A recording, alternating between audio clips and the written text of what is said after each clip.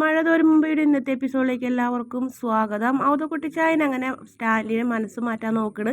അപ്പോൾ സ്റ്റാൻലി പറയുന്നുണ്ട്, 23 വർഷം എൻ്റെ മകൾ ദുരിതത്തിലായിരുന്നു, ഇനി അവളെ ഞാൻ ആർക്കും വിട്ടുകൊടുക്കില്ല.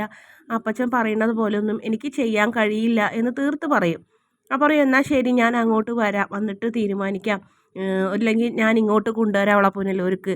എന്നിട്ട് ചോദിക്കും, പുനലൂർക്ക് കൊണ്ടുവന്നിട്ട് കുറച്ച് ദിവസം ഇവിടെ നിർത്താം, ചിന്നമ്മര അനിയത്തിയുടെ മോളാണെന്നോ എൻ്റെ സഹോദരിയുടെ മോളാണെന്നോ അങ്ങനെ എന്തെങ്കിലുമൊക്കെ പറയാം. അതിനുശേഷം നമുക്ക് അവളെ പറഞ്ഞയക്കാം. എവിടേക്ക് എന്ന് ദേഷ്യത്തോടെ ചോദിക്കും സ്റ്റാൻലി. നീ ഉദ്ദേശിക്കുന്ന പോലെയൊന്നും അല്ല, ഞാൻ അവളെ കല്യാണം കഴിച്ച് വിടാമെന്ന് വിചാരിച്ചിട്ടെന്ന് പറയും. അപ്പം ശരി, എന്ത് പറഞ്ഞിട്ട് കാര്യമില്ല എന്ന് പറഞ്ഞ് സ്റ്റാൻലി ഫോൺ വയ്ക്കും. അതിനുശേഷം അലീനയുടെ അടുത്തേക്ക് സ്റ്റാൻലി ചെല്ലും. എന്നിട്ട് അവിടെ ചെല്ലുമ്പോൾ ബോറടിച്ചിരിക്കണമെന്ന് ചോദിക്കും. എന്നിട്ട് പത്രം എടുത്ത് നീട്ടും. പത്രം വായിക്കുന്ന ശീലം ഉണ്ടെങ്കിൽ പത്രം വായിച്ചോന്ന് പറയും. അയ്യോ, ഇത് ഇംഗ്ലീഷ് പത്രം അല്ലേന്ന് ചോദിക്കും. അതെന്താ +2 വരെ പഠിച്ച നിനക്ക് ഇംഗ്ലീഷ് അറിയില്ലേ എന്ന് ചോദിക്കും. ഇംഗ്ലീഷ് അറിയാം, പക്ഷേ അർത്ഥങ്ങളൊക്കെ അറിയില്ല. ഞാൻ പറഞ്ഞില്ലേ മലയാളം മീഡിയം ആയിരുന്നു, പിന്നെ ഞാനൊരു ഓർഫനേജിലല്ലായിരുന്നു എന്ന് പറഞ്ഞപ്പോൾ അറിയാമെന്ന് പറഞ്ഞിട്ട് ആളത് മുഴുവൻ കേൾക്കാൻ കൂട്ടാക്കില്ല. എന്നിട്ട് പറയും, ആ ബാലചന്ദ്രൻ മേനോനെ അലീന ഒരുപാട് തവണ അച്ചാന്ന് വിളിക്കണേ കേട്ടല്ലോ, എന്നെ ഒരു തവണ പോലും പപ്പാന്ന് വിളിച്ചിട്ടില്ല എന്ന് പറയും. അപ്പം പറയും, അച്ഛൻ എന്നെ മോളെ എന്ന് വിളിക്കുന്നത് കേട്ടതല്ലേ, അത് തേനിൽ ചാലിച്ചിട്ടുള്ളൊരു വിളിയെന്ന് പറയും. അത് സ്നേഹം ഉള്ളിൽ നിന്ന് വരണ്ടേ എന്നും പറയും. അത് ശരി, എക്സാക്ട്ലി എന്ന് പറയും. പിന്നെ ചോദിക്കും, എന്താ ഇവിടുത്തെ ജോലിക്കാരോടൊക്കെ എന്തിനാ ബാലചന്ദ്ര മേനോൻ്റെ വീട്ടിൽ ജോലിക്കാരിയായിരുന്നതും അനാഥാലയത്തിൽ വളർന്ന കാര്യമൊക്കെ പറഞ്ഞത്? നമ്മുടെ സ്റ്റാറ്റസ് അങ്ങ് മറ്റുള്ളവരുടെ മുന്നിൽ താഴ്ത്തി കെട്ടാൻ പാടില്ല, അവരോട് ഒന്നും അങ്ങനെ പറയാനും പാടില്ല, മനസ്സിലായോ എന്ന് ചോദിക്കും.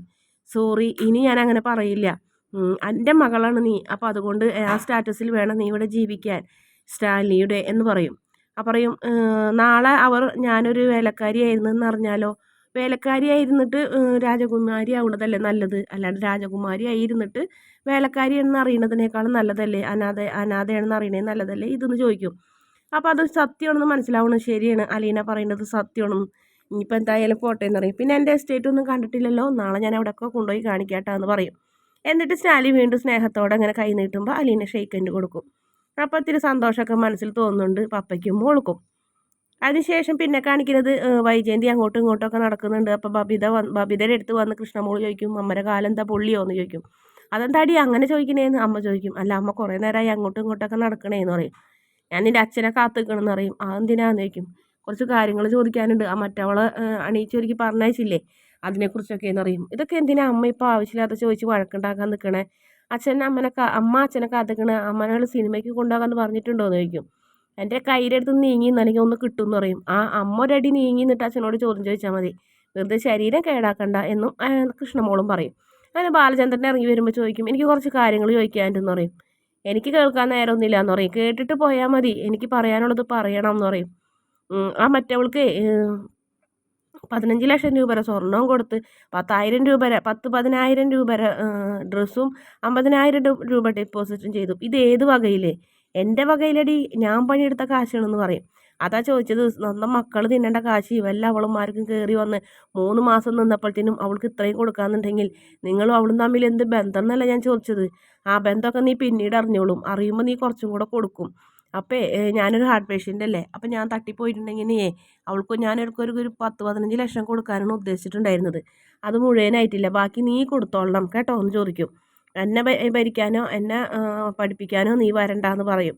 ഇതിനു മുന്നുണ്ടായ വേലക്കാരികളോ എത്ര പേരുണ്ടായി, കുഞ്ഞുമോള്, കോമള, അവർക്ക് ആർക്കും ഒരു 100 രൂപ പോലും കൊടുത്തിട്ടില്ല. അവർക്കൊക്കെ കൊടുത്തത് നീയല്ലേടി, അലീനയ്ക്ക് കൊടുത്തത് ഞാനാണ്. ഒന്നും കൂടെ നിനക്ക് വ്യക്തമായി പറയാം, ഈ കുടുംബം തകർക്കാണ്ട് കൊണ്ട് നടന്നത് അവളാണ്. അവൾ ഞങ്ങളുടെ എല്ലാവരുടെയും ജീവിതത്തിലെ വെളിച്ചമായിരുന്നു, അതുകൊണ്ടാണ് അവൾക്ക് അത്രയും കൊടുത്തത് പോരാന്ന് മാത്രമാണ് ഞാൻ എൻ്റെ മനസ്സിലും എൻ്റെ മക്കളുടെ മനസ്സിലും. ഇനിയും ഞങ്ങൾ കൊടുക്കും എന്നും പറഞ്ഞ് ബാലചന്ദ്രൻ ദേഷ്യത്തോടെ പോകും. അങ്ങനെ കൃഷ്ണമോൾ ചെന്ന് ചോദിക്കും, വല്ല കാര്യം ഉണ്ടായിരുന്നു അമ്മയ്ക്ക്? അലീന ചേച്ചി കുടുംബത്തിന് വേണ്ടി ചെയ്തതൊക്കെ അമ്മയ്ക്ക് ഓർമ്മയില്ലെങ്കിൽ ഞങ്ങൾക്കറിയാമെന്ന് പറയും. എന്താടി നിങ്ങൾക്ക് എല്ലാവർക്കും അവൾ സ്വർണ്ണമുട്ടയാണോ പുഴുങ്ങി തന്നിരുന്നതെന്ന് ചോദിക്കും. അതെ എന്ന് പറയും. നീ എൻ്റെ അടുത്ത് നിന്ന് നീങ്ങി നിന്നോ, നീ ഇളയതൊന്നും ഞാൻ നോക്കൂല, ഒന്ന് തരും എന്ന് പറഞ്ഞ് കൃഷ്ണമോളെ തല്ലാനായിട്ട് പോകും. കൃഷ്ണമോളെ നീങ്ങി നിൽക്കും. അതിനുശേഷം ചായം വരും. അപ്പോൾ ജോലിക്കാരവിടെ നിൽക്കുന്നുണ്ട്. അപ്പോൾ കാർ ഡ്രൈവർ ബൈജുവിനോട് ചോദിക്കും, ബൈജു ചോദിക്കും, എന്താ കാറിന് വല്ല പ്രോബ്ലം ഉണ്ടോ?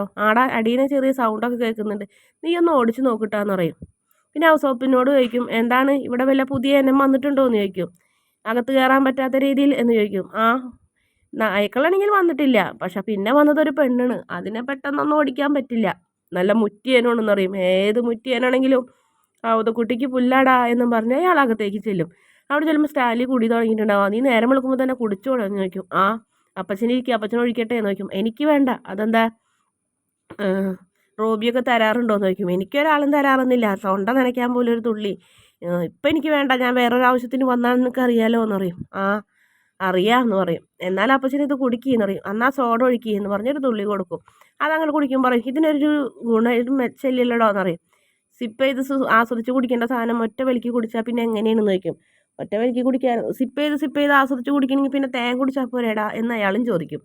അങ്ങനെ രണ്ടുപേരും ഓരോന്ന് പറഞ്ഞുകൊണ്ടിരിക്കും. അവളെ വിളിക്കുക, അവൾ ഇങ്ങോട്ട് വരുന്നില്ല എന്നറിയും. അതെന്താ, അവൾക്കൊരു പ്രത്യേക ക്യാരക്ടറാണ് അപ്പച്ച. അവൾ കള്ളു കുടിക്കുന്നിടത്തേക്കോ സിഗരറ്റ് വലിക്കുന്നിടത്തേക്കോ ഒന്നും വരില്ല. അവൾക്ക് ഇത്ര അഹങ്കാരോ? എന്നാൽ പിന്നെ അവളെ ഞാൻ കണ്ടിട്ട് തന്നെ ഉള്ള കാര്യമുള്ളൂ എന്ന് പറയും. അപ്പച്ചൻ എന്ത് പറഞ്ഞാലും അവളെ ഞാൻ പറഞ്ഞയക്കില്ല എന്ന് പറയും. എടാ, നിൻ്റെ സ്വന്തം മക്കളോടോ ഭാര്യയോടോ ഇല്ലാത്ത സ്നേഹം നിനക്ക് എങ്ങനെ ഇപ്പോൾ വന്നത്? നിന്നോട് ഞാൻ പറഞ്ഞിട്ടില്ലേ, നിൻ്റെ ആകെ ഒരു ഇഷ്ടത്തിന് ഞാൻ എതിരെ നിന്നിട്ടുള്ളൂ.